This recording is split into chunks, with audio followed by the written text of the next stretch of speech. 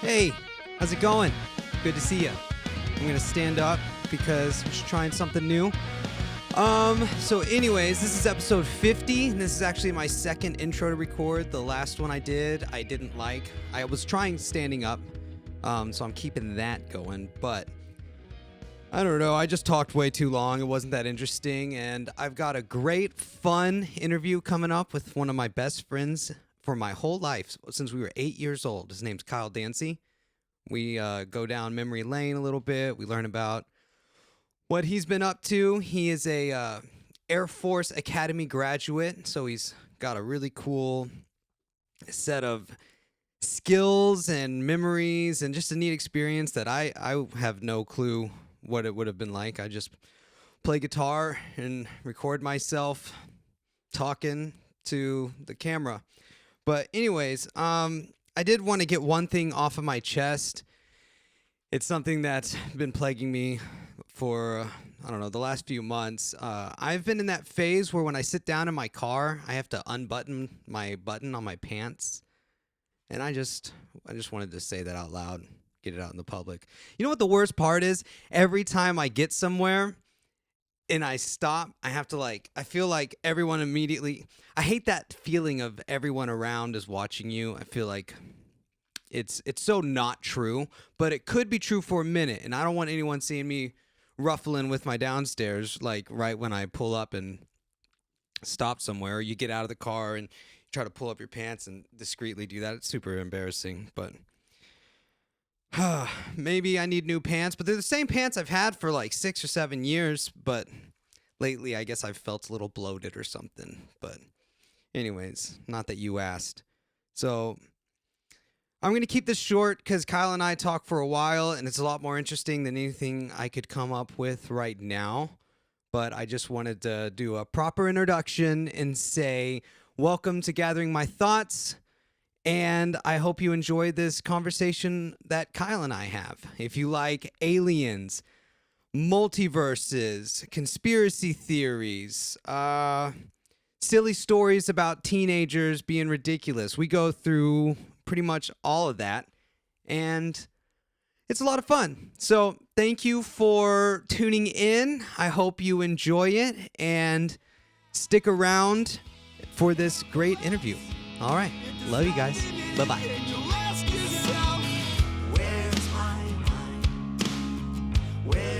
Yeah, we'll just do that. Okay. This is Kyle Dancy. We've been friends since we were 8 years old. 8 years old. Yeah. Going back to 98. Dude, I should have brought pictures.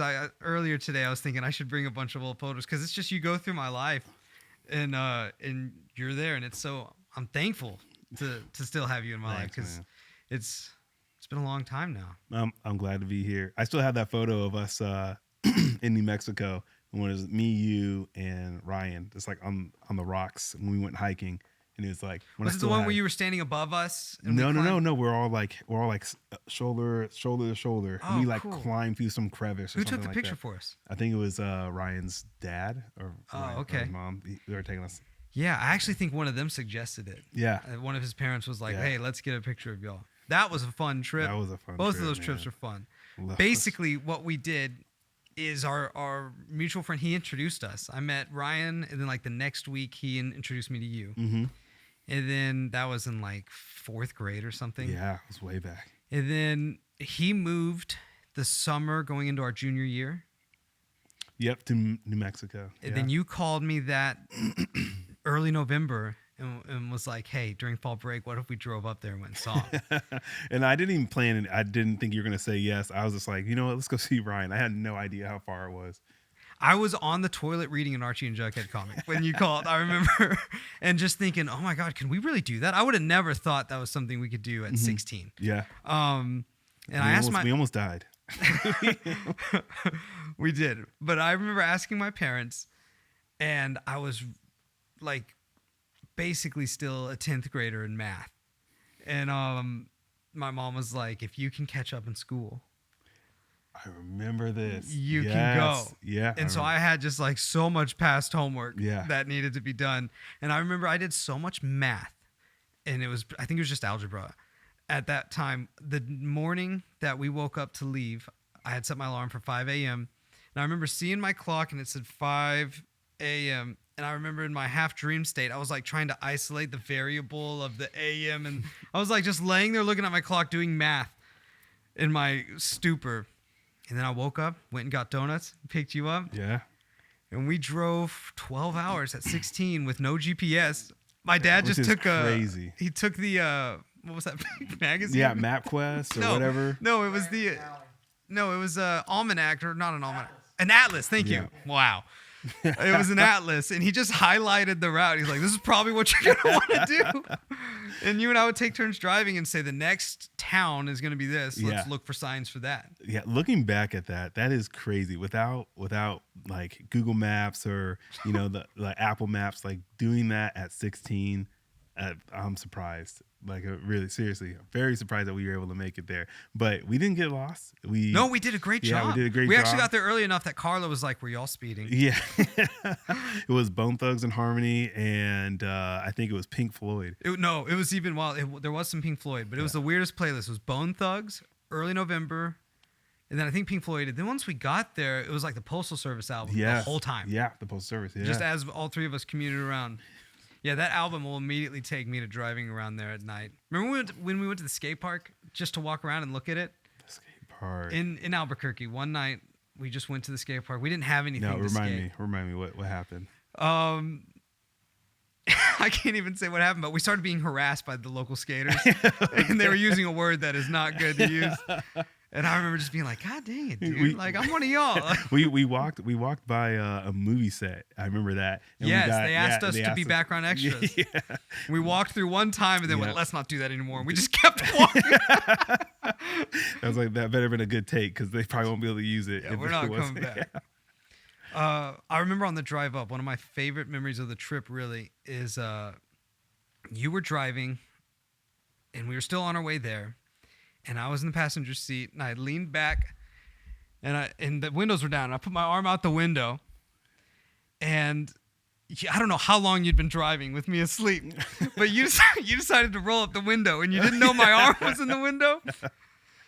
And it goes up, and I just wake up going, ah! And you go, ah! Like we both started screaming, like, what's happening? Oh, my God. That was so funny. And then you drove like 110, and I stuck my head out the window. Yeah. And something hit me in the face. I mean, I may have been driving 110. I don't know. It may have only been 105. I just remember I wanted to see what it felt like to have my head out the window going that fast. Maybe you didn't go 110. Maybe it was 75. That's a great segue to this real quick. We'll go back. We'll just try to keep going back to that trip. Okay. But now that you're out of the military, are you still held to secrecy on anything? Yeah, absolutely. So getting in the military. So I 15 years got out. And thank you. It's amazing. Thanks for letting me come visit you at the academy too. Dude, that was awesome. That was super cool. All the time. Did you come out there twice? Was it or just once? And I came out there twice, and I only got to go to your campus. You played at not the Black Sheep. It was the Black Sheep. That place was awesome. Yeah. It was a lot like the Door, but in wherever that. Colorado Springs. Colorado Springs. That's right. Yeah, the Black Sheep ruled. So. Yeah, no, we had to sign.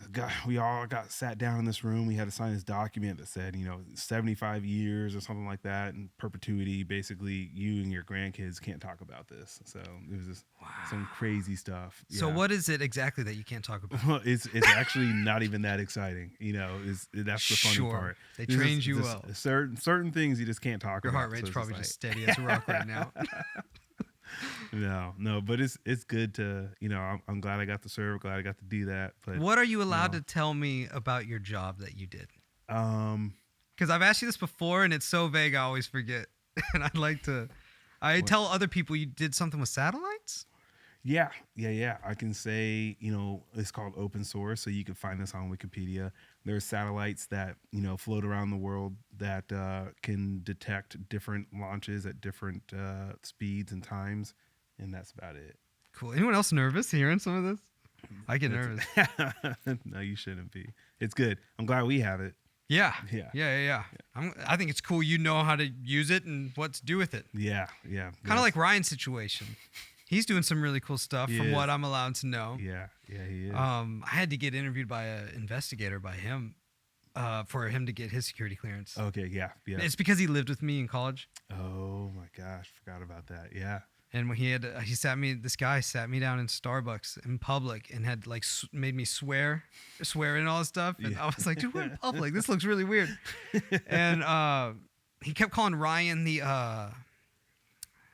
client, no, the subject. Okay. And he would be like, between the years 2000 and this and 2000 and Yes, this, they do that. Yep. the subject, do you know if any... So we all have to do that, actually. We all have to put like 5 people down as a list of like trusted parties who we can, reference if ever something crazy was to happen. Like, hey, how well do you know Kyle? Yeah. Does he have a drinking or a gambling problem? Like, explain to me like what he did in 2010 or whatever, something crazy like that. So like it's not uncommon if you get a knock on the door and someone's going for like a top secret clearance or anything like that. Yeah, pretty crazy. Well, my 2 best friends since I was 8 years old both went on to do that. I think it's so cool. It's crazy. 'Cause I didn't think I was going to do that, and I'm sure Ryan definitely didn't think he was going to do that. You tried not to a little bit, right? I wish he was here. That would have been fun. That would have been awesome. Okay, so He's still alive, by the way. yes. Yeah. Oh my God. Yeah. Wow. Yeah. Good catch, dude. But we all do wish he was still here. No, he's thriving in the Navy still, and he just had his first baby a little bit ago, and we're proud of him and we miss him. He's so funny. Let me see. What you got? Sorry. No, this is good. Keep them rolling. I've got stuff that's okay. So now, yes. What are you allowed to tell me that you do for a job? So I technically don't have a job. I've stepped into entrepreneurship. The private sector. The private sector. Right. It's a privately don't have an income. That's what that means. But the private sector, been working with drone software, drone technology, and building out a company to assist with logistics and analytics and safety parameters for drone and eVTOL software. That's so cool. So I'm going to say it back. So you have a startup that's working with drone technology, and then all that other stuff you said. Yeah. What's that a little bit? The stuff that I don't even know how to repeat back. EV was in there? eVTOLs are electric vertical takeoff and landing vehicles. So right now, 2023, turning 2024 in about, 7 days, 10 days. Gosh. So I know it's crazy. So 2024, it may be a household name, but 2025, everyone's going to know what this is. It's a electric vertical takeoff and landing vehicle. Basically, it's a van-sized drone that picks people up or packages and moves them from one place to the other. Wow. Yeah. It's pretty cool. Yeah, it's pretty cool. Dude, one time Haley and I were in an Uber, and it was a Tesla, and she'd never been in a Tesla. Yeah. And it's nighttime. We're driving in Dallas, and she's just so friendly and nice. She was like, "Wow, I've always wanted to be in a Tesla. How do you like it?" And for the rest of the drive, the guy just kept staring at the screen and showing her all the different things. And I was like, "Somebody please drive this car." I was getting so scared, and she was just like, "Wow." And they're both just not driving. Anyways, that's what I thought of when my first thought of a giant vehicle going up was just nervous. But that would be a computer driving, not a person. So it's initially going to be manned, right? It'll be piloted, human in the loop. But the end state would be for it to be autonomous. That's the goal, right? It would be the safest thing for it to be autonomous, right? We don't want to have the whole battle with somebody flying a vehicle that may or may not be qualified at certain stages in their life, and that could get really ugly. So if we can have it all be connected on particular systems, persisting in different locations, then we would all know at least there's like a standard of safety that everybody would adhere to. So yeah, that's cool, man. That's neat. Yeah, it's fun stuff. I wish I could say more about it, but I think maybe in a year I will be able to say more about it. Okay, cool. Well, we'll do this again. So back to the trip to New Mexico. Let's do it. We were talking on the way up here about Sandias Peak. Yeah. There is a story we have from that to me sounds like it can't be true. It sounds like it can't be true. And I'm going to tell you guys right now. So Ryan's house at that time had a balcony, that looked over this mountain. And they had Ryan's dad, Kirk, had a telescope on the balcony. Yeah, you got to protect the names though. But yeah, Kirk. I'm gonna say everybody's names. And he showed us. He was letting us look at the mountain through the telescope, and he set it up to see that rock cabin. And there's this like rock cabin that was up there that looked super cool. So then later on the trip, that was like day one when we got there, I feel like. Yeah, I think that was like a survivor's cabin too. If you get stuck on the mountain, you have to, that's like your only place of refuge. Oh, cool. Yeah, that's because that was, I know you're going to tell the rest of the story, but in the back of my mind, when it got scary and dark, I was like, oh no, we might have to go back to that cabin we just peed off of. Yeah. Yeah, well, I remember him saying more things about the cabin, and that was probably about it being a survivor's cabin, but...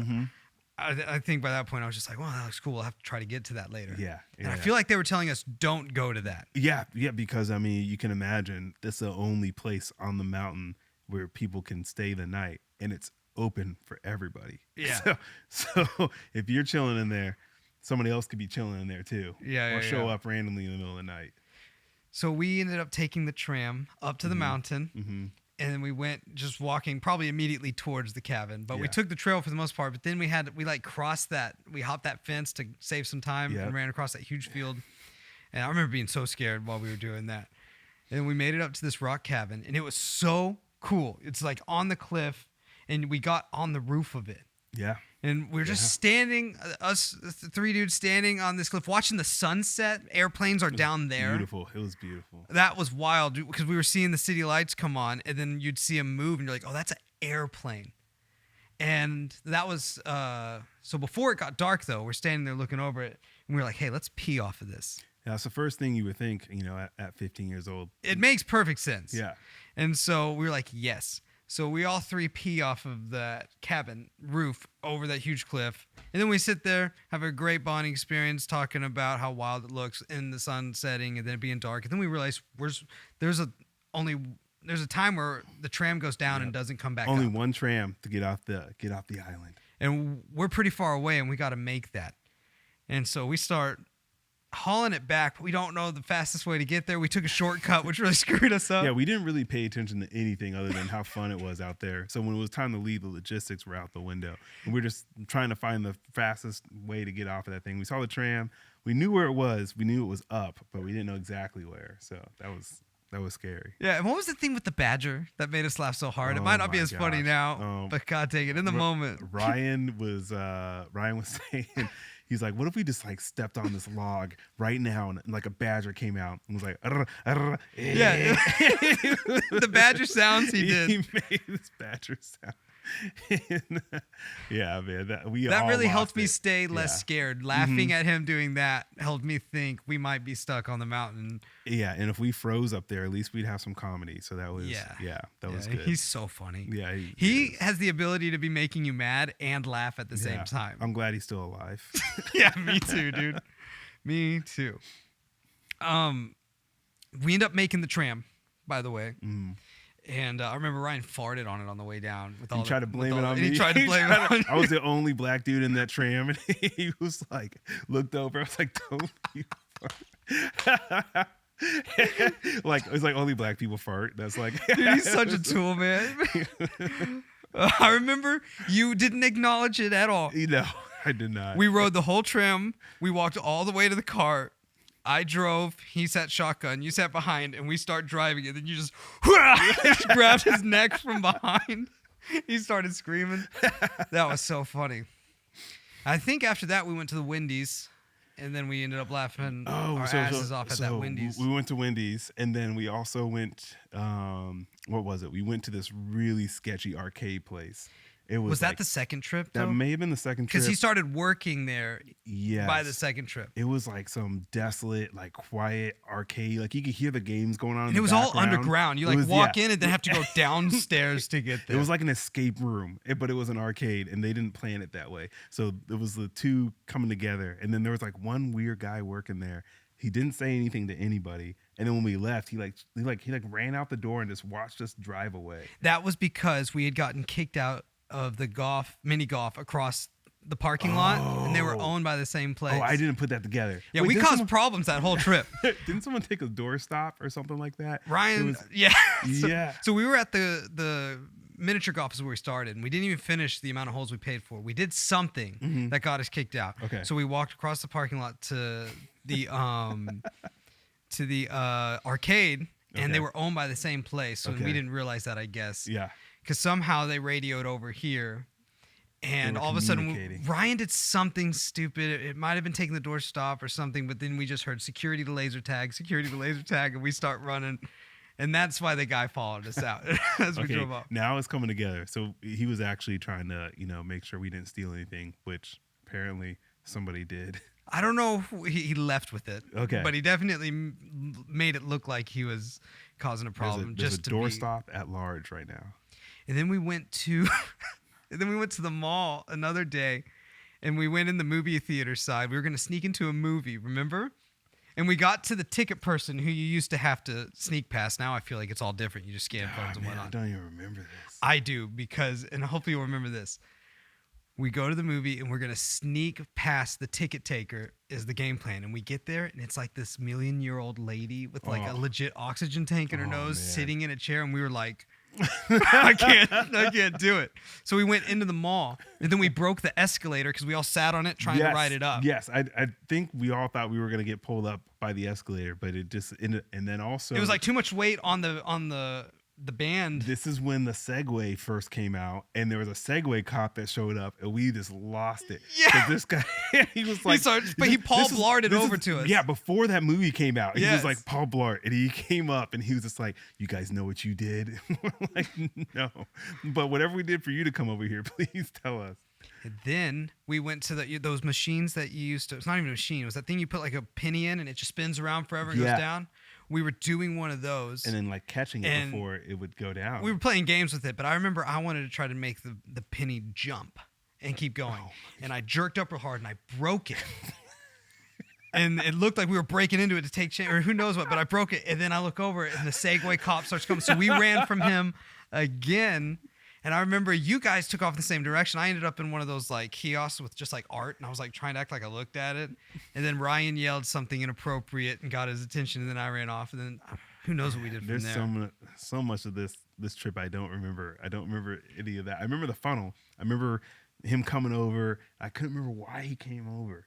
But I guess because something. I had broke the thing. Yeah, I thought it was because we were catching it before it would go into the hole. Like that's where it started. You're stealing from the foundation or whatever fund that was going. Yeah, that was the root of why he came over though. Is regardless, it looked like we were trying to steal from it. Man, that was fun. It was. I feel like we never set out to be troublemakers. No, never. I don't think any kid sets out to be a troublemaker. But it just happens. It just happens just by exploring life and trying to figure out where your place is. Obviously not at that mall with that. Yeah. Or that McDonald's by your house. Yeah. I don't even remember why we got kicked out of there. I think we made a mess. That was like middle school. I mean, you get kicked out of everywhere in middle school, but Yeah. I'm pretty sure it was because somebody wanted an extra scoop of ice cream, but the ice cream machine was broken like it always is at McDonald's. So I think someone threw a fry. I don't know who did. I feel like I remember Ryan smashing a ketchup packet and the ketchup going everywhere too. Oh yeah, that definitely happened. That's an everyday experience at McDonald's. Yeah. But so back to the rock cabin. This is where the story sounds made up. So we end up making the tram down, all that other stuff I said. We get back to Ryan's parents' house, and his dad was like, "What were y'all doing on the cabin?" And we were like, "How did you know we were on the cabin?" They had some friends come over that same night, and he took them out to the balcony, showed them the telescope, and said, "Look, you can see this cabin." And they go to look, and we were peeing off the cabin. At the time, he happened to be looking at it through the telescope from their house. Yeah, that was Dude, if that was in a movie, words. I would say that's not the best way to write that. That's a stretch for them to get caught that way. And it happened. Yeah, it happened. It's crazy. Gosh dang it. Just about always got caught. Yeah. Well, I mean, dinner wasn't too awkward. We could still look them in the eyes, but I wonder how much optical zoom was on that telescope. I know But- it was enough for them to know we were peeing, Yeah. which kind of sucks. Oh man. Okay, let's see what else. Okay, I guess that's it for that. So I wanted to ask you this. Yeah, hit me. So you were the one who told me about ChatGPT.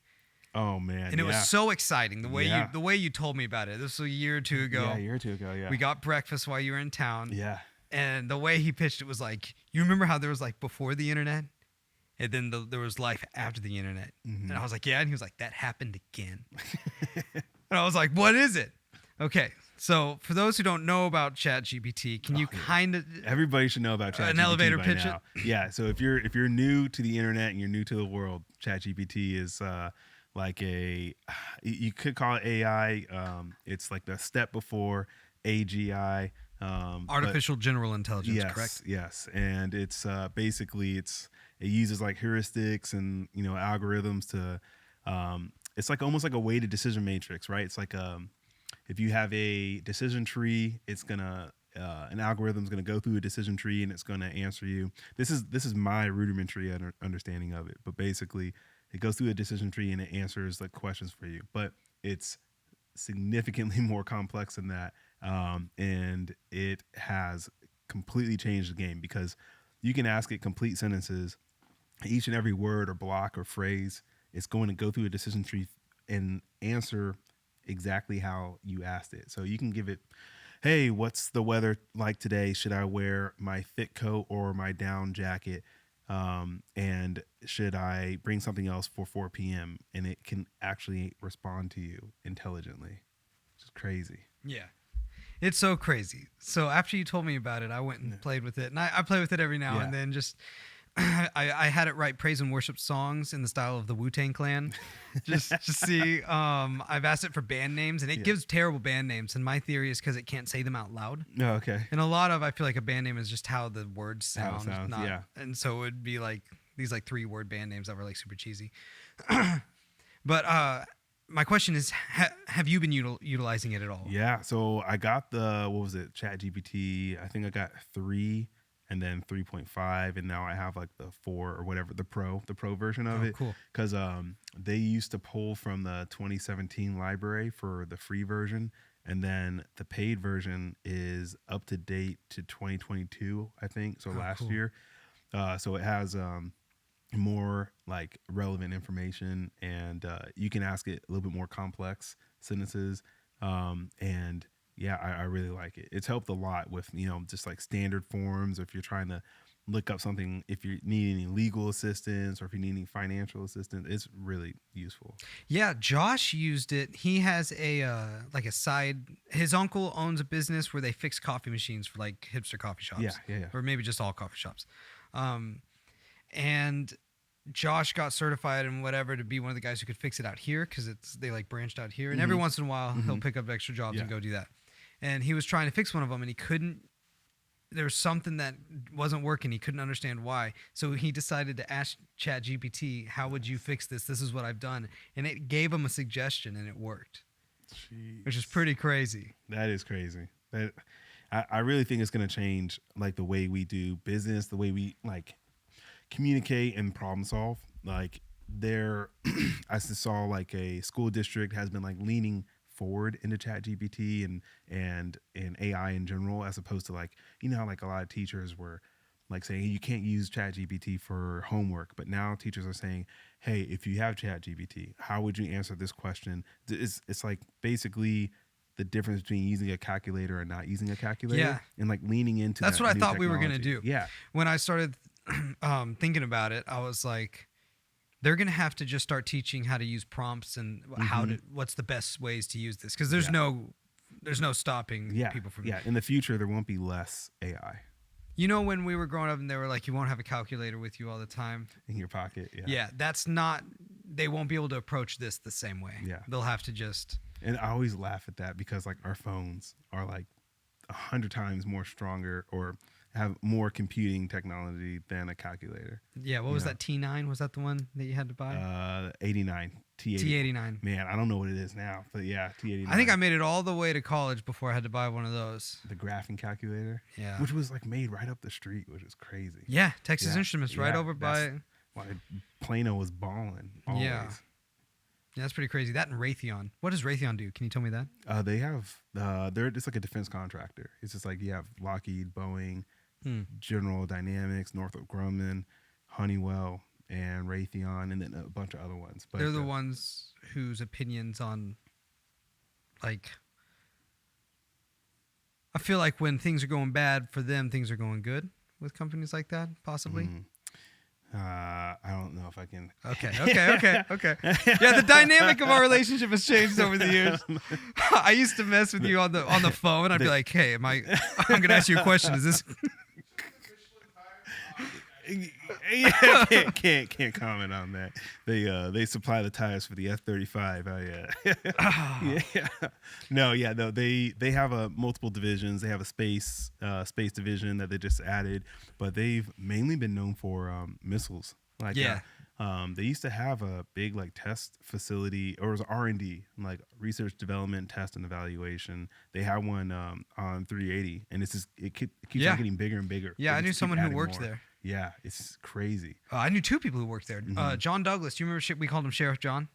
I remember the name Sheriff John. I don't remember. Long hair. He wore a hat with a sheriff badge on for a long time. Yeah. Yes. Yeah, we shaved his head and lost his hair in my car for like a year. I didn't really know him, but I know the name. Yeah. Yeah. He was the man.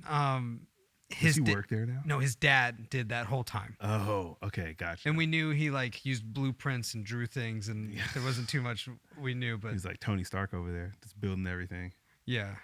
That, and then a guy named Gerald, who was the sound guy at my church growing up. He worked there also. Okay. Which is super cool. Yeah, they do a lot of cool stuff. So I hear. Are you able to talk about your thoughts on aliens? Dude, I love this topic. Yeah. I mean, okay, so what exactly are you I don't know. asking? Why don't you just tell me your thoughts on aliens, and then you can do what you need to do. I think the probability of there being intelligent life outside of our own is higher than there not being. Mm-hmm. So like, there's billions upon billions of planets out there, and if we were to say, yeah, there's no way there's intelligent life, we would be betting against the odds. That's my take on it. Yeah. But I mean, like that's like coming from like statistical standpoint, mathematical, but like, when I think about it, like my kid brain, I'm like, it'd be so cool if like, like if aliens like showed up and we were communicating with them, and like, they brought us into a new age of technology and medicine and everything. But then as I get older, I look at history, and every single other encounter, whoever gets found usually is not good. If a ship arrives and you don't have ships, that's bad. Yeah. So yeah, I guess it is naturally for me to think of the good scenario, which is funny because so many of the movies are the bad scenario. Yeah, it's always the bad scenario. Yeah, it's always invasion. The conflict. Yeah, but I always think of it as like it'll be awesome, But you're right. Well, what if? Because I wonder sometimes, like, what if they're not even like physical to some extent? Like, also just to be that far away, I feel like the first things that would come here would be more like a drone or more like something. There wouldn't be a manned. Manned is the wrong word, but an occupied vehicle doesn't have to be. So I wouldn't never even thought about that. Like we're leaning so heavily into drones and autonomy, and like we are just at like the forefront. Yeah, why wouldn't that be what they send of that for ourselves? But yeah, like why wouldn't they do the same thing? Why would they send a person or whatever it is? Yeah, like to sit in. Especially if they've seen our movies, it's like we can't drink the water. We can't. It's very unhealthy for them here. That's great propaganda for aliens, right? To be like, hey, let's make them think can't drink the can't do it. Don't you agree that Nope is one of the cooler takes on? I love that film. Yeah. First of all, like the director, I mean, Get Out, Us. Yeah, Get Out blew my mind. I was too scared to see Us. I saw the trailer and I went, that one might be too scary for me. It is scarier, like of his 3 films that like most people know. Like that's probably one of the scary ones. But Nope was like a new take on an alien that I've never seen. Same. Where it's like all fabric looking and it's like floating. My gosh, and it was like that the UFO is the living creature. Yeah, like I'm Spoiler alert. Yeah. Well, yeah. I hope people have seen it by now. But like, yeah, it's kind of a mid-story spoiler alert. Yeah, there's still more to it. And then no, I just think like the design of that alien was so. Oh my gosh, it was so alien. It was gorgeous. Yeah, it was so alien, so gorgeous, and daytime, which was super cool. Like to have so much of it be daytime. Yeah, he does a good job at making like daytime scary. Yeah, it had it did not just seem like a simple daytime. There was it was very cinematic. Yeah, that movie ruled. You know, in reality, like a lot of scary things happen in daytime anyway, but we just like we associate like safety with daytime when, like, I mean, this gets really morbid, but like daytime bad stuff happens all the time.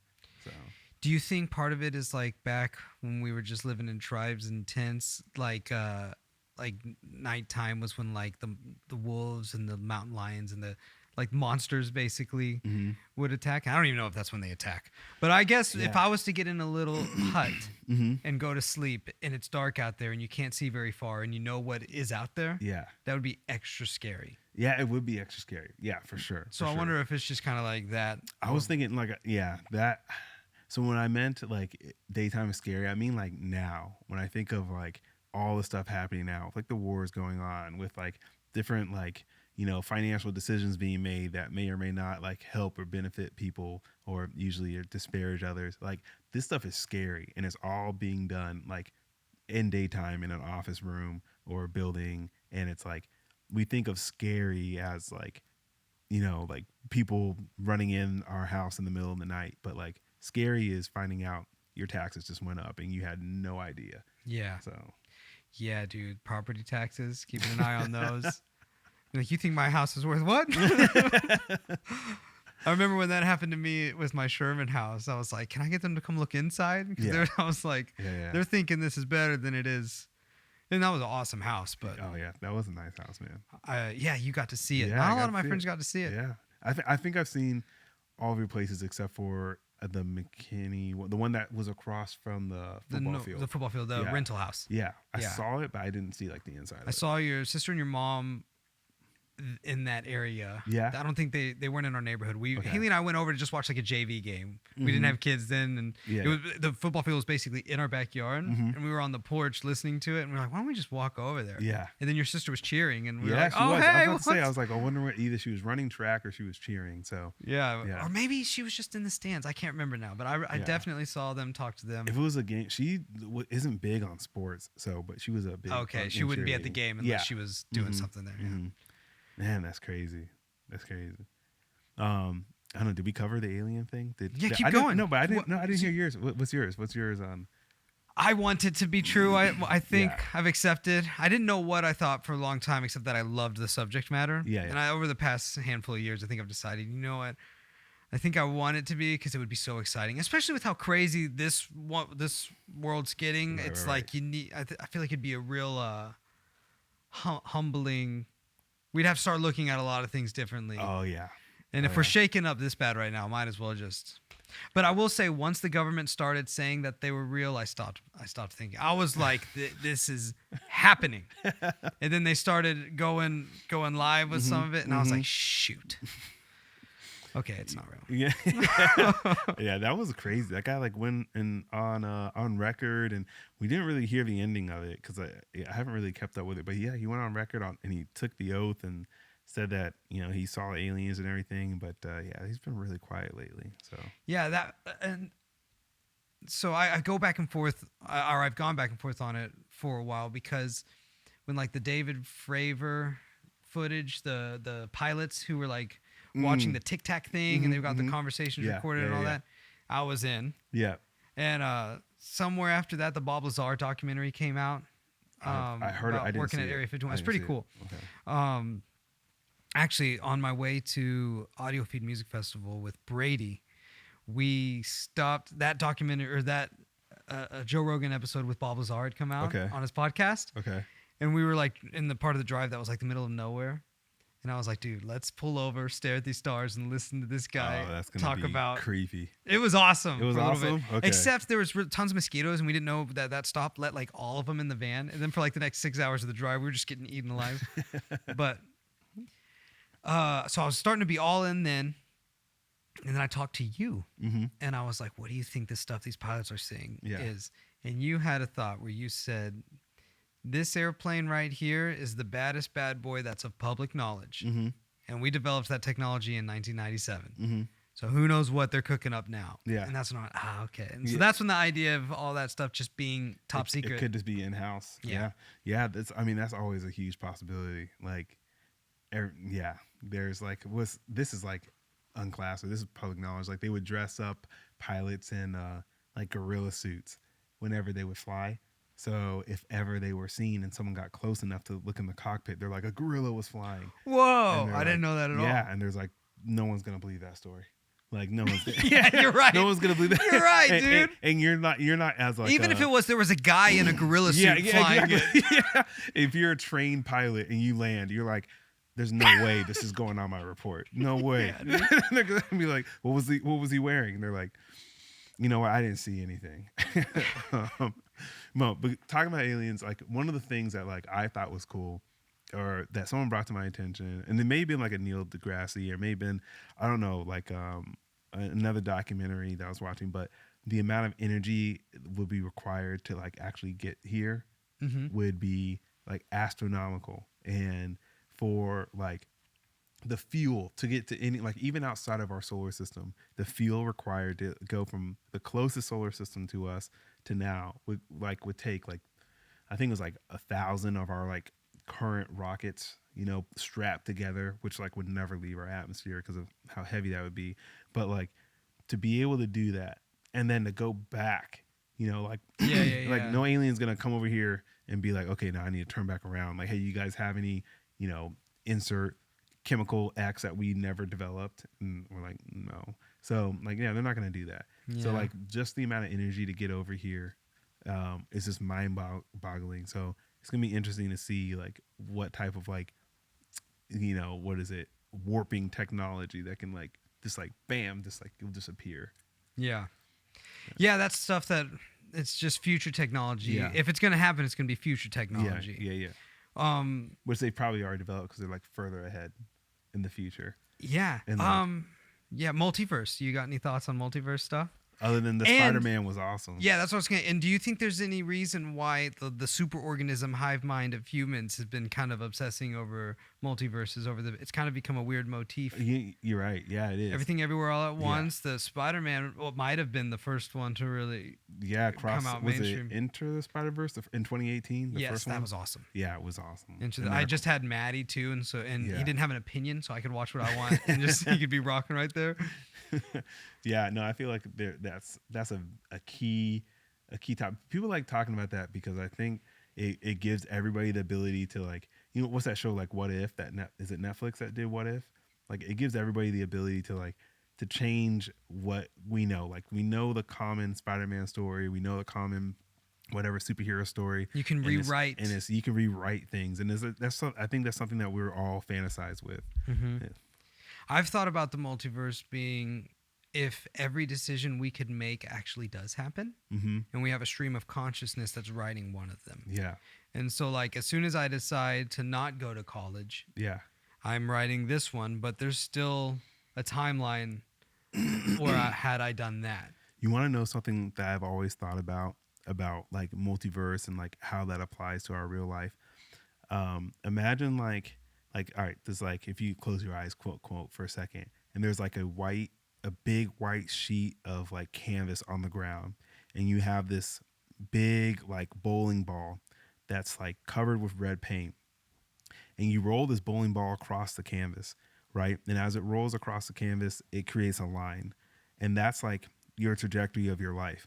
And there's only a certain part of surface area of that bowling ball that's touching the canvas and creating that trajectory, and then it rolls across to the end of the canvas, and then it's done. But there is still part of that bowling ball that's red because it never touched the canvas at all. And like the multiverse would be basically you taking that same bowling ball and rolling it, walking back over to the other end where you started originally, and rolling it across the canvas again and creating another line. And that's like the other life that you could have had that like you didn't experience because it wasn't you put in the fabric of time and space. That's cool. Yeah. Yeah. Yeah. Have you ever wondered? So this crissing crossing. Oh, sorry. So this crissing and crossing of those lines is basically like you jumping to that other timeline. Okay, sorry. I'm realizing I interrupted you. I thought No, that was it. I totally had a huge pause, but that was like the last. That was the last part that actually meant something. So the criss crossing is the. As those like the those like if those lines were to ever cross, that would be like the opportunity for you to cross into that other timeline. Yeah. Yeah, I had a friend who when we were in high school, he smoked salvia. Okay. And it was like a 30-minute trip, but he said he thought he'd lived another lifetime. He'd made new friends. He'd had a whole new life. Yeah. So much so that when he came back, he was going like, "Oh my God, I remember this. Like I remember this reality." Yeah, yeah. So much so that when I saw him, he was still in the middle of being like telling me the story and also having these moments where he was like, "Dude, I swear, but like I remember you right now." Like he was like being like, "I remember this in front of me." And I always thought that was my one of the crazy stories I'd heard of friends who'd done things like that. And I had tons of stories from friends. But then I heard on a podcast from Dennis McKenna. Okay. Who's Terrence McKenna's brother. They're both very like scientists. I don't know the big words to describe what their credentials are. But they study this stuff a lot. He was talking about that's actually a theme that happens with probably multiple psychedelics, but salvia specifically. And I only had this one friend's story. And so he's talking about hearing other people do this. And I was like, oh my gosh, finally I can be like, it's not just a crazy story. So something's happening. Yeah. I don't know. I can speak on it, but I mean, that sounds pretty wild. It is wild that there's a common thing. And it could just be the whatever's happening psychedelically to your brain during that time. Yeah. It could be that version of we all have tooth falling out dreams. You know, everyone's had the dream where they're naked or the tooth falling. It could be just a similar neural pathway that's triggering, oh, you're going to do the alternate life jump as you deal with the next 30 minutes or whatever. I really think if like using that same analogy, right, where that ball is like rolling across the canvas, if you think about like every decision that you've made to this point, you know, is not like every decision you've made, not every life event, but every decision you've made to this point is like has led you to where you are like right now. So if you think about like what guides your decisions and like if you can either place it to like what your mind is attuned to, like, hey, I like doing this, I like doing that, I like doing this, you're attracted to certain things. So one day you might wake up and like I think we just talked about this. One day you might wake up and you don't like movies anymore. You like books and you want to write a novel. And you don't know where that inspiration came from, but like that might just be you just like switching that timeline and just crossing over to like you've always been a novel writer, but like boom, here it is. Yeah, dude. It's like this timeline, there was an opportunity to take advantage of something. And so you're here and you're like, why do I all of a sudden don't care about this anymore? I've had a couple of those in my life where like this was like what I thought and this was the thing I wanted to do, and then I just went, I don't really like this anymore. And that's weird. Have you ever had any of those? It's a weird feeling. It feels like foreign, but it's like it may be just like a new you. But what if it's not new? What if it's you, but it was you in a different timeline, and you're just like switching over? Well, they're all you. Yeah, that's exactly. It's the same ball. It's the same ball rolling across. It's just like, hey, this track is already, rolled across. So I'm just taking a different track. Yeah, I think when you get outside, this is the dumbest thing ever said, but when you get outside of time, things get a little hairy. Yeah.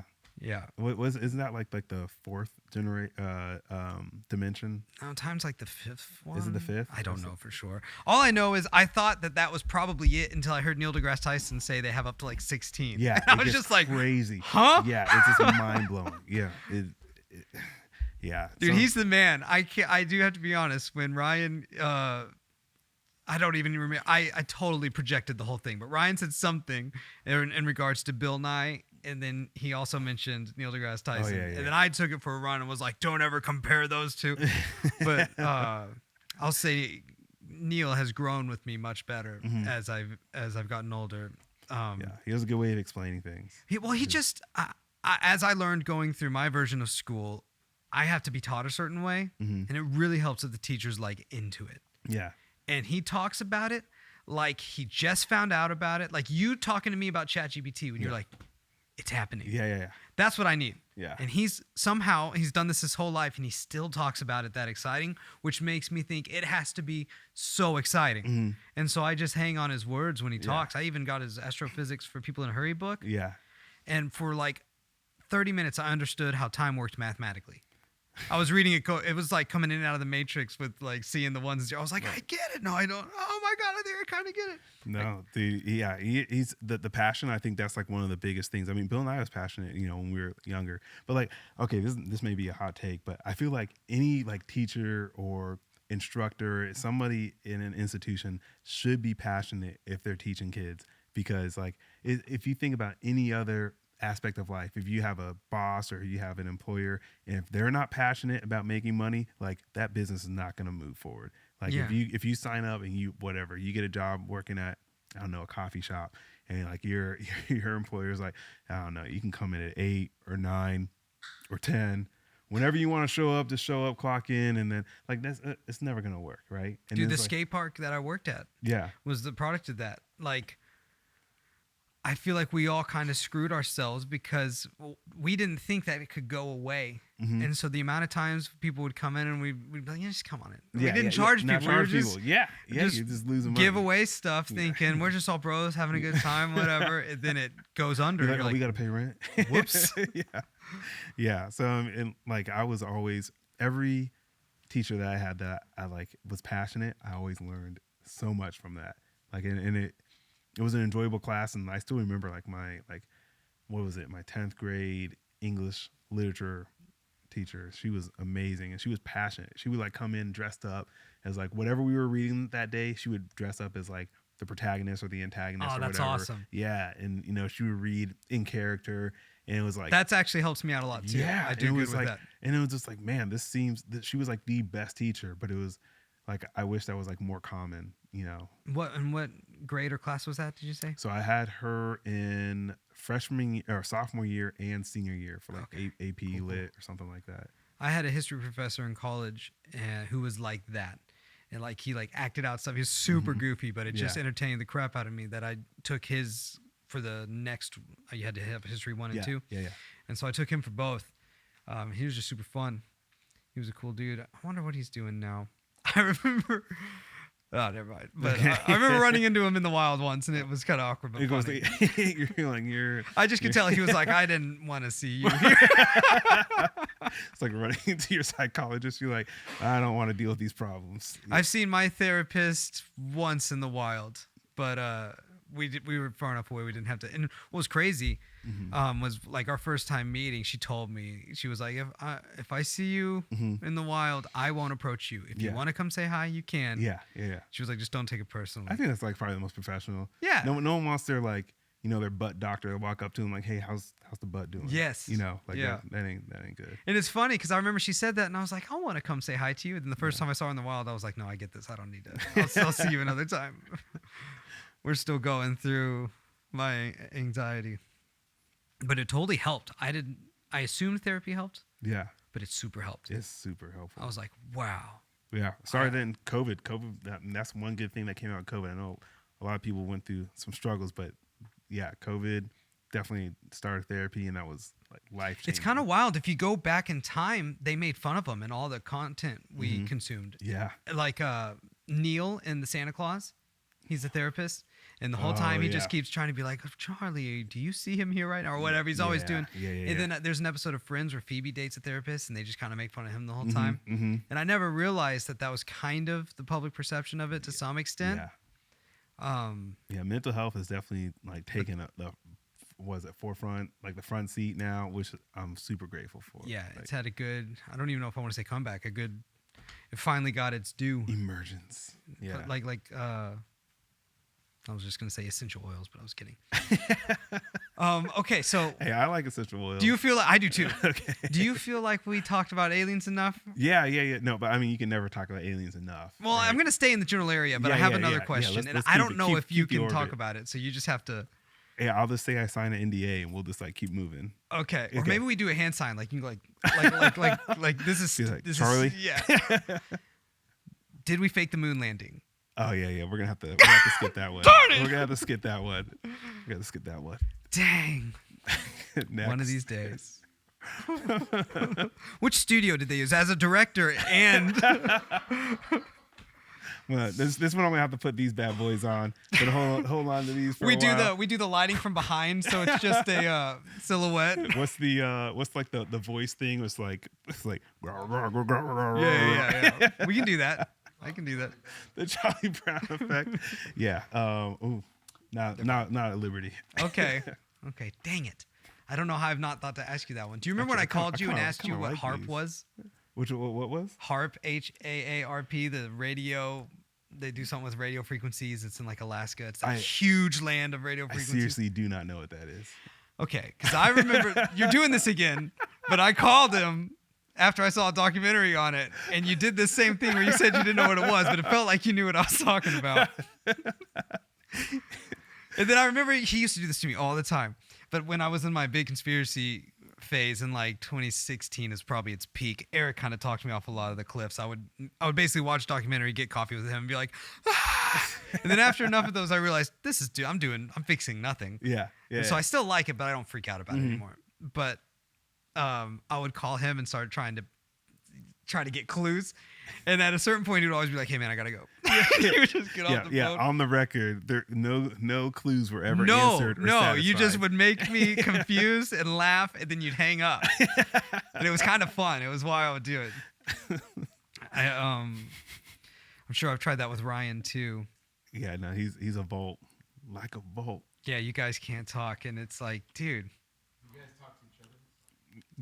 Can you and Ryan tell each other things? You know what's crazy? Because like he does everything like underwater, and like when we try and like have conversations, and he'll use, first of all, the military is full of acronyms, and it's like for no reason other than they just like talk in their own language. It's like a mega church. Yeah. They do the same thing. It drives me crazy.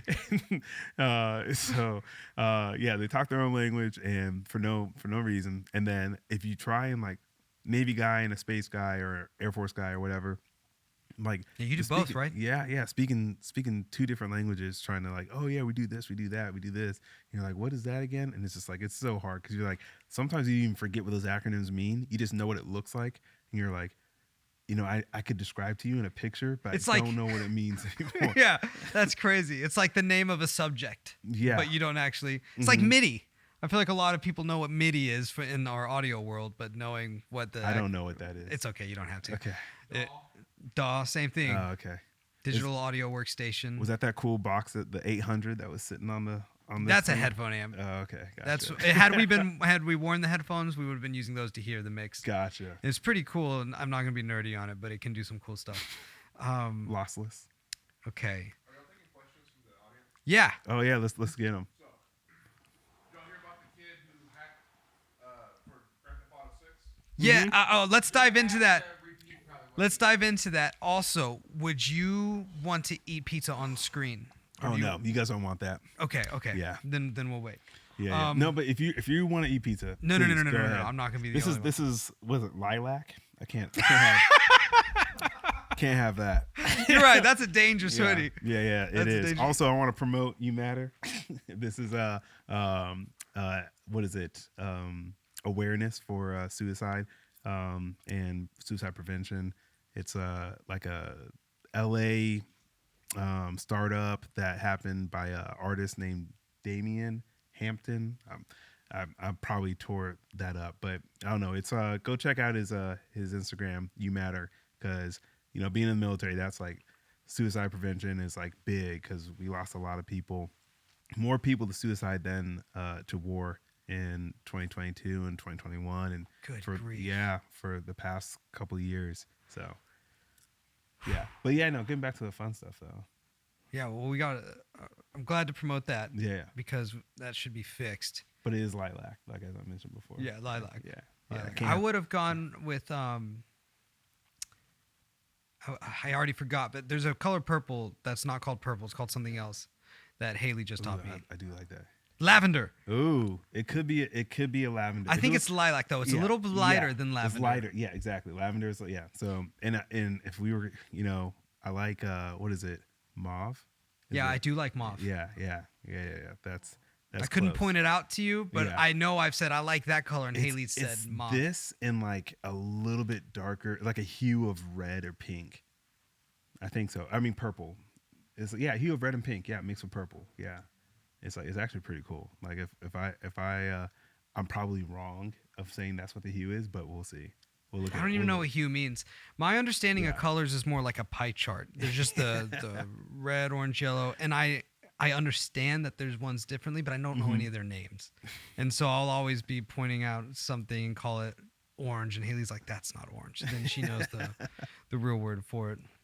There was something that we brought up a couple minutes back, and I don't remember what it was, but I was going to say something. Before the to moon it. landing, aliens. You said you can Moon never landing, talk too much about aliens. and then there was something else. What was it? I can't even remember what it was. Tower but- 7. You were going to give me your thoughts on Tower 7. Harp. Was it the radio? No, calling? wasn't that? No. Oh, GTA 6. Yes, Eric's there we the go. man. Yes. Okay, so you want to hear my take on this? Yes, but yeah. Let's hear yours. So my take on this is like this is marketing 101.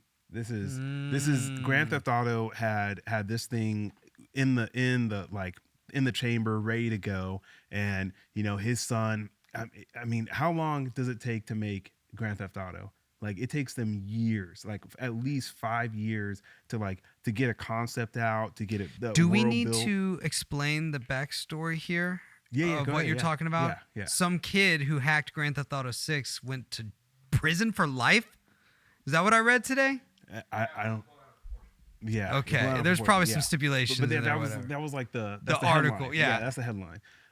So you're right. It takes them at least 5 years to get the concept loaded up and storyboard broken out, and then they have to start developing it, put it in an environment, and have all the developers working on it. Like they had this thing locked away in a vault for a long time, putting this together. And then all of a sudden it's ready to go. And then, it was leaked. Like if this thing was going to be leaked, it would have been leaked like 2-3 years ago, if it was actually leaked.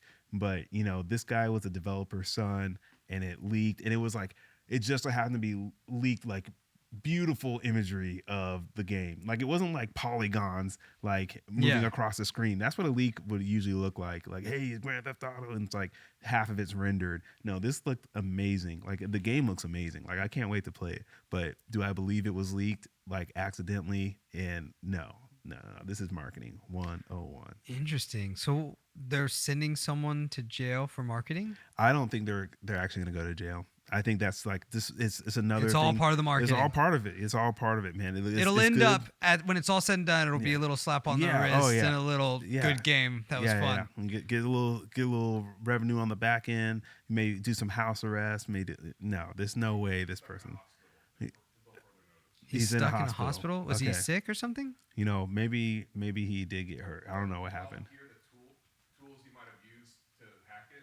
No. There's a Fire Stick TV. A Fire Stick TV Hotel television. and a hotel television And something else stupid. and something else stupid. Not even a cell phone. So where did the hospital come in? I think he got arrested and placed in a hospital. He got arrested. Like he and got placed in the roughed hospital. up during the arrest? I don't know about that. I'm trying to speak for Eric. Sorry. Okay. Yeah. No. So this is brand. Well, he new doesn't have a mic. information. Yeah.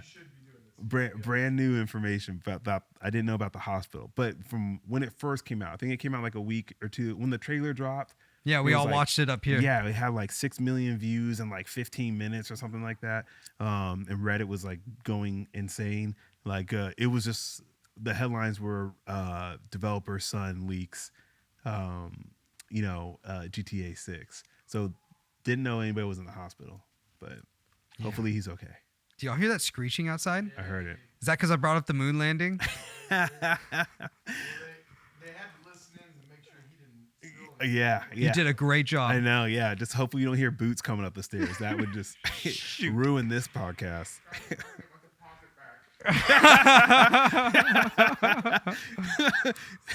Any chances we could be arrested, like, I don't know, softly and not have everything destroyed in here? This is lilac. Yeah, that's right. Just smears pizza on my sweater on purpose. And we were listening in the FBI van. We heard everything. Oh, man. Do you have, well, I mean, tell me what you can, but like, is it interesting to you that that's part of life now, that like there's secrets to hold and or do they feel like secrets, or do they just feel like I just can't talk about this and you turn it off? It's really not that interesting. It's more like, are you talking about like life, like when I see like the news or something like that, and there may be something that I did that like pertaining like to it? Think about that. What's that like? Oh no, I don't even like register it. Like it's I've never done anything that's made the news, by the way. Yeah. So to me, it would register. No, okay. That's amazing, dude. No. The if I'm getting the question right, look, what's life like now, or yeah, just you at least know what it was like being alive before it was like that, and now before, like when we say that, what's okay, let me clarify. Before having a job that can affect the world, yeah, and what you can and can't say about it, and having that be a part of just everyday life now.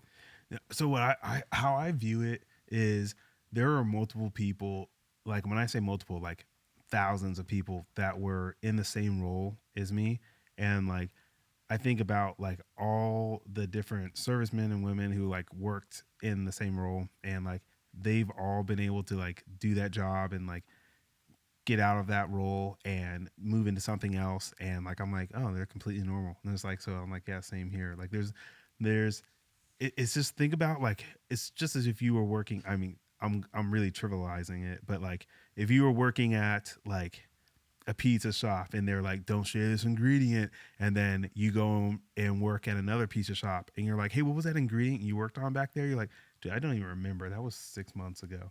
Like, It's like a part of it. It's like, it's not like it's every single day I wake up in the morning like Manchurian Candidate and like repeat like everything they told me, and then and try and live a normal life. Like I forgot a lot of it. You're doing a great job. Isn't he good at this? Isn't he good at this? Here we go. Yeah, but really, right? So I was just talking to you on the phone yesterday, I think, and at one point I mentioned something about, when you said you went to Turkey by yourself, Yeah. and you were a little bit nervous, and I was like, and that's a 6'4" military trained man. 6'2", 6'4" on Tinder. Okay. But that's, I think I said 6'4" though. 6'4" military trained man alone in Turkey. Imagine being like 16. Yeah. And being on a vacation there and getting lost or something was kind of the conversation we ended up landing around. But and you said, I forget that I'm military trained, but Yeah, no, I didn't even think about that. But by the way, let me add another shameless plug. I am taken, so I'm not on Tinder, just so everybody knows.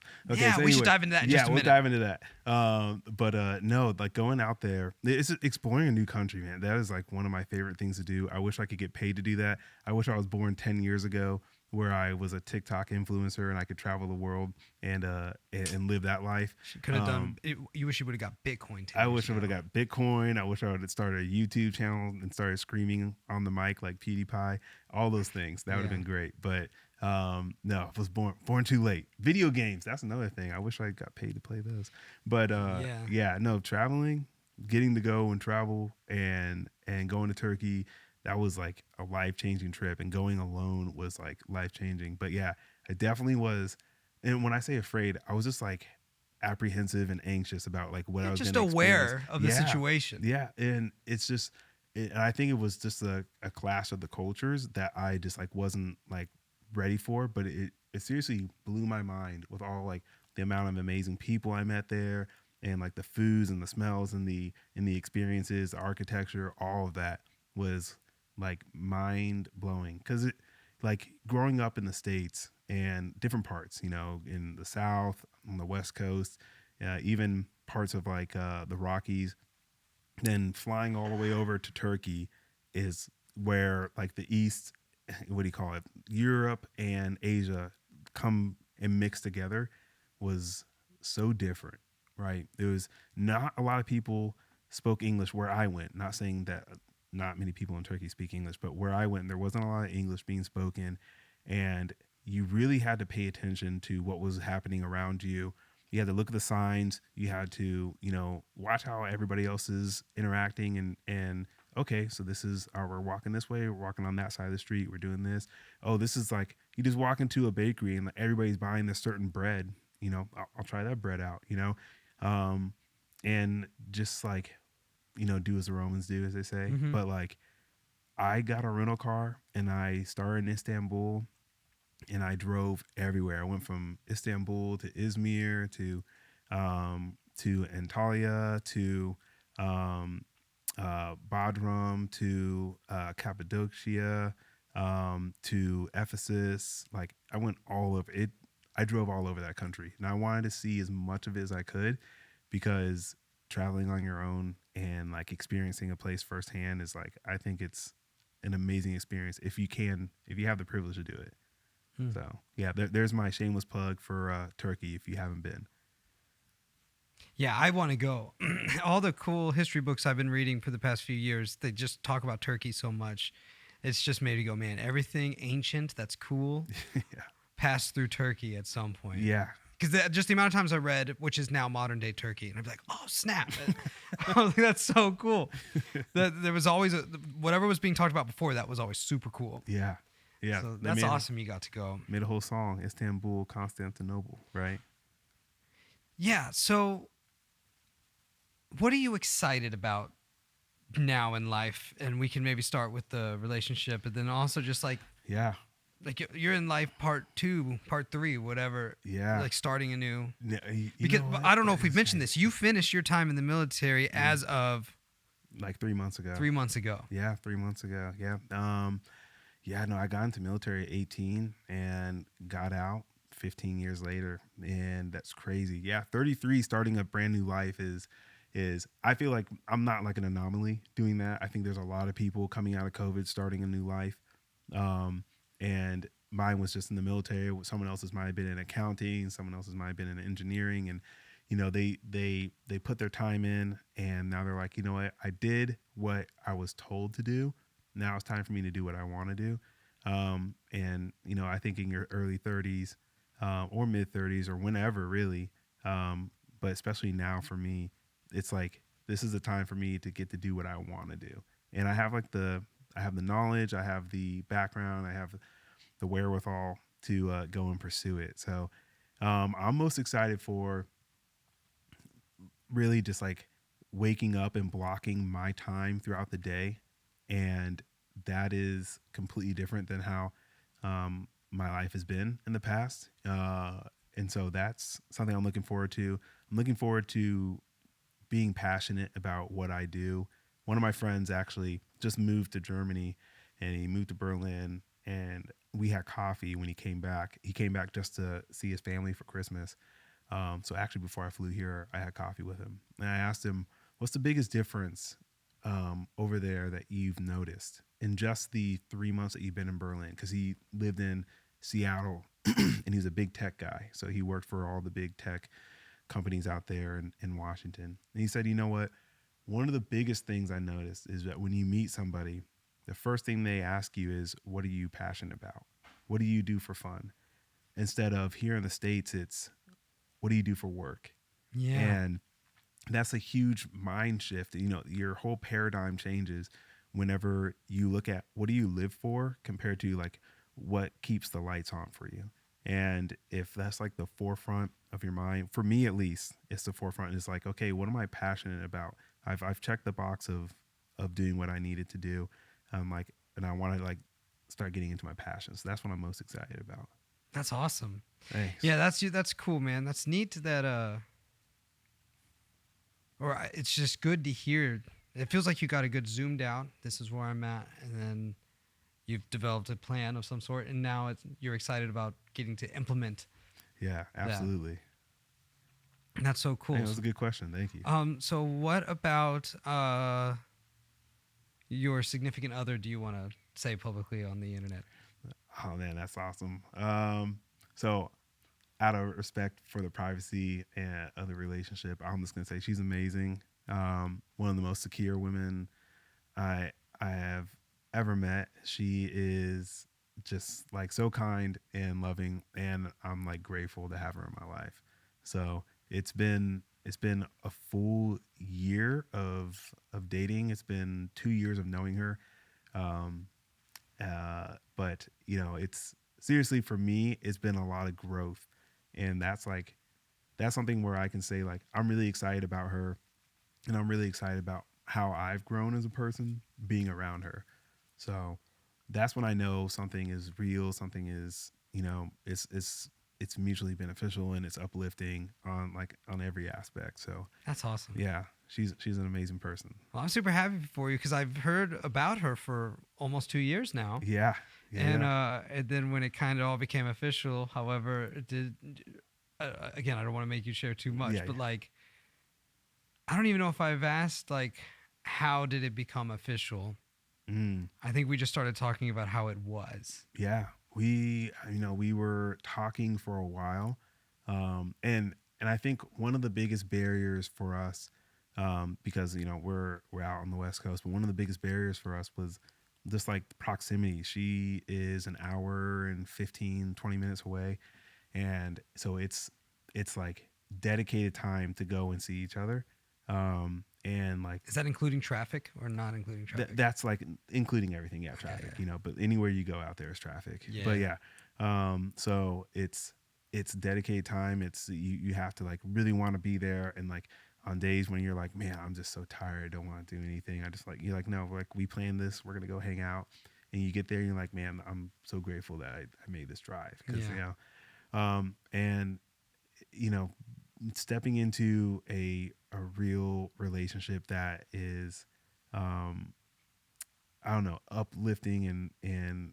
it just like brings life is, I don't want to say it's different than other I've been in good relationships before, but this relationship has really grown me as a person, and not in a like a painful way, but in like a loving way. I think that's like one of the biggest differences. Like you learn a lot from relationships, in good or bad ones, but learning a lot and being like and growing with like love, as opposed to like, man, that was really painful, I'm never going to do that again. Mm-hmm. Like the, what is it, I don't know if it's positive reinforcement versus like negative reinforcement, I don't know what the term is, but yeah, it's positive, it's really good. Yeah, it would definitely be positive reinforcement, but even maybe some of the tough learnings Yeah. were done in a way that was positive. Yeah, and it's just like timing.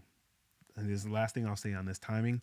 I think for me, I'm in a better place than I was 2-3 years ago, and it's just like the perfect timing, you know, meets like the person that I'm not calling anybody perfect, but the perfect timing for myself like collides very well with who this person is that I'm, you know, in a relationship with. Because if this person had met me 3 years ago, like I don't think I'd be able to handle this relationship as well as you know it's been.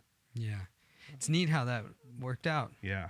Haley and I had something similar where like the dude I was by the time we met, like I would have had, I think that's the only person I could have been to get her attention and make her want to take her time to get to know me. Just the year before, I wasn't thinking about who I was becoming. And, you know, that's something that's kind of crazy. Is you have to, like, it's good to check in and be like, who am I becoming? What habits have I made? Like, I remember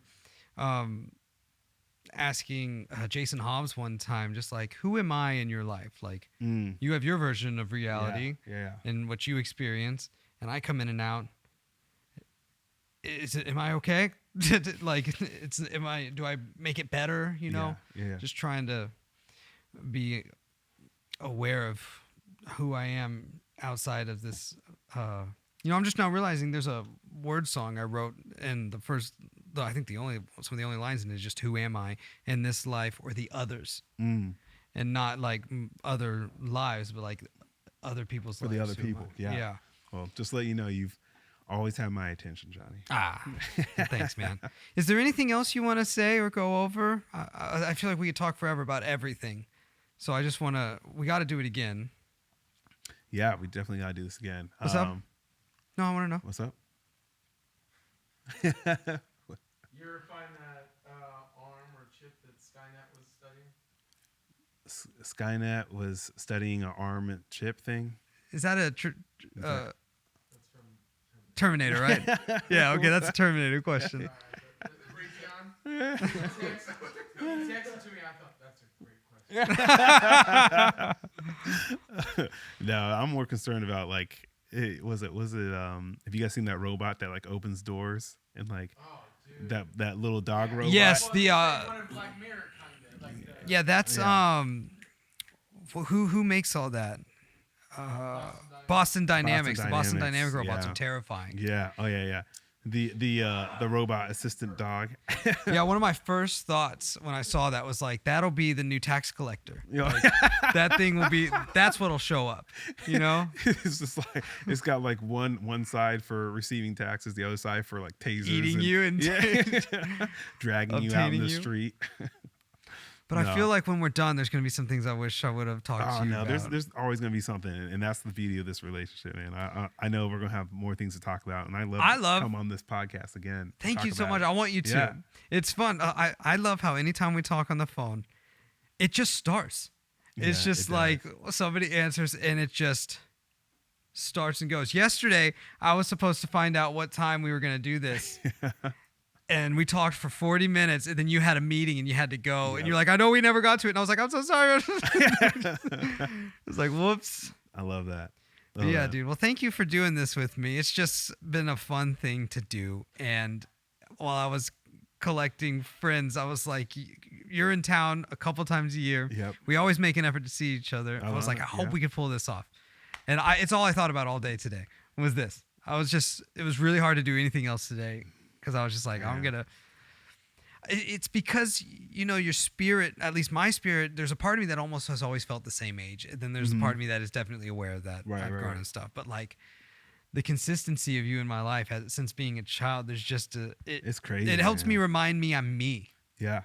As it's I've good to have changed. friends like that. Yes. Seriously. There's like a reflection of like you remind yourself of like who you are. Like you have your inner child and you're just like, you know, you're making sure you take care of that whenever you cultivate these relationships that last like a lifetime. Yes, Yeah. and it means the world to me that you do that. Yeah. And No, we dude, thanks stay in for touch. having me here. Seriously, this has been great, and I can't wait to come back and do this again. One, I want to see how this sounds and looks because this is awesome. I didn't think I was going to be able to do this. So Yeah, cool. I can't wait Yeah. for you to see it. It should sound good and it should look good. And hopefully it'll make you want to do another one. And we can try to do it maybe every time you're in town. yeah, or if it's something. bad, we'll just get ChatGPT to just go over the audio and just give me a different voice. and Yeah. then- Yeah, we'll just tweak everything.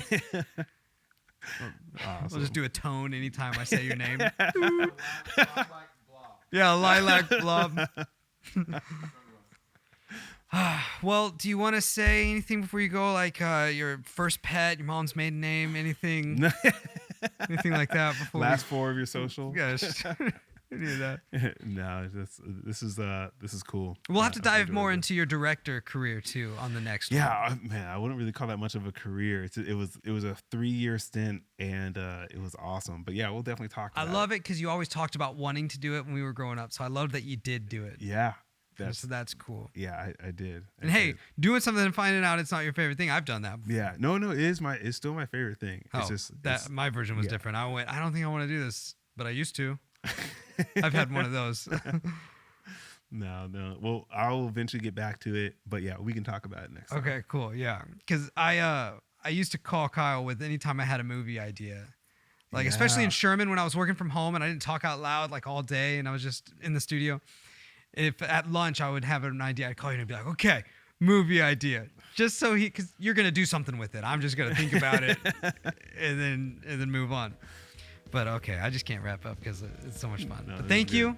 good. Yeah. Kyle, everybody. Thanks for your time serving our country. Thanks for being my friend. We love you. Love you guys too. Thank you, everyone. All right. Thanks, dude. Thank you so much. Good one. Wow. Yeah. This is awesome.